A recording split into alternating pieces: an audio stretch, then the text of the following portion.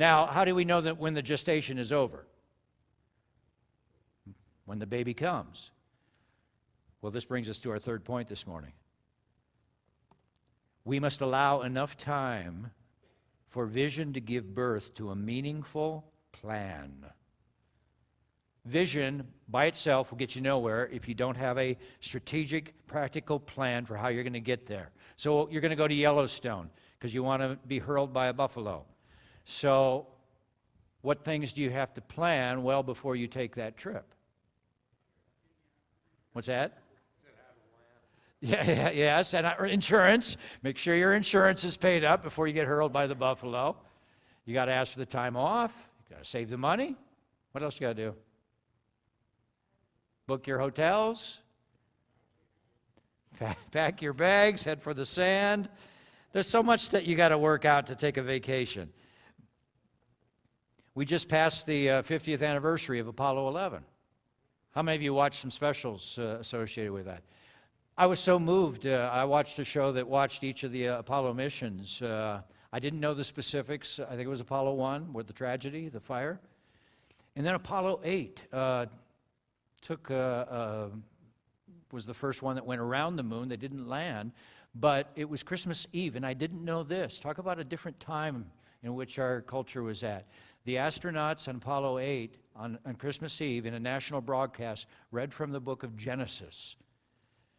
And just read straight out the first part of the book of Genesis. Boy, the times have changed. Can you imagine what would happen if they did that now?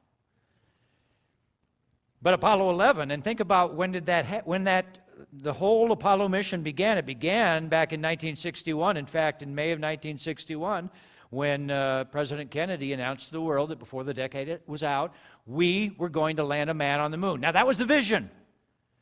But did vision alone get us to the moon? No. And it was staggering watching these specials, how much work went in to making that vision come to pass. Years of preparation and planning, lab work and experimentation and setbacks and failures and investment and sacrifice. See, vision gives life and energy and direction to the planning. But it's like somebody once said to me, vision without a plan is a mirage. It's nothing. And Nehemiah understands this. And so as he goes to the king, I want you to go verse by verse with me through this and watch as Nehemiah indicates how much he's thought this through. Let's go to verse 3. The king said to me, "Why is your face sad?" Then I was much afraid. And I said to the king, "Let the king live forever." Okay, that's a good start. It never hurts to flatter the king. "Why should not my face be sad when the city in the place of my father's graves lies in ruins and its gates have been burned with fire?" Okay, this could be the last breath he ever takes. He doesn't know how the king's going to respond. He doesn't know what the king will say next. The king could say, "Off with your head." Everybody, hold your breath right now. Then the king said to me, "What are you requesting?" Breathe out. And I said to the king, I prayed to the God of heaven, and I said to the king, isn't that funny? Have you ever done that? Have you ever prayed at the same time as you were talking to someone? Yeah. And you're having a difficult conversation with someone. If you're a Christian, you're talking to God while you're talking to the other person.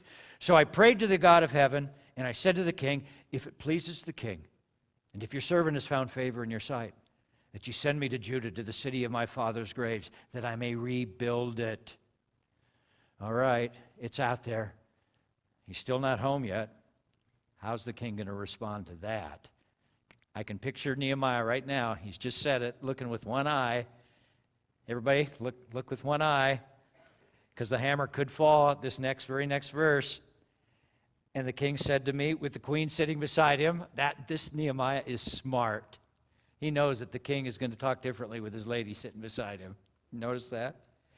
And the king said, how long will you be gone, and when will you return? Everybody exhale again. So it pleased the king to send me when I had given him a time. And I said to the king, if it pleases the king, let letters be given to me, the governors of the province beyond the river, that they may let me pass through until I come to Judah, and a letter to Asaph, the keeper of the king's forest, that he may give me timber to make beams for the gates of the fortress and of the temple, and for the wall of the city, and for the house that I shall occupy. And the king granted me my request, for the good hand of God was upon me. Wow. You go, Nehemiah. Do you notice this? He had it all worked out in his mind. He didn't just say, when the king asked, what do you want? How long are you going to be gone? I don't know, just kind of winging it. What had he done? He figured it all out. What all needed to be in place? He needed to know how was he going to get there, and who would pay for it. Where life breaks down for many people, some of you even, where life breaks down for many churches, is we don't allow vision to gestate into a meaningful plan. We're just winging our way through life.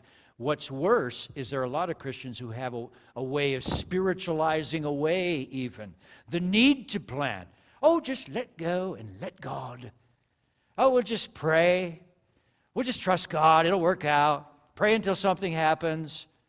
I'm disliking that plaque more and more the more I think about it.